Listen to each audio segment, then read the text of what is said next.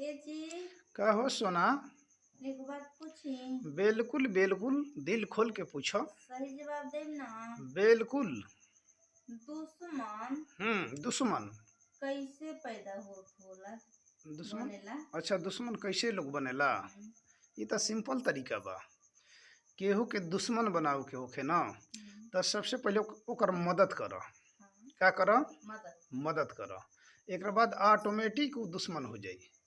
वो इतना बड़ा दुश्मन हो जाई, हम्म, वो जनाई कि दुनिया में सबसे बड़ा आदमी। माने बड़ा ना, तोहरा खातिर सबसे बड़ा वो दुश्मन बा। अच्छा, आज ओकरा पास कोनो मुसीबत पड़ी, तोहरा के आई चार पैसा का भीख मांगे, तोहरा पास नहीं खे तो कर्जा गुलाम काट के भी दे देबू ना।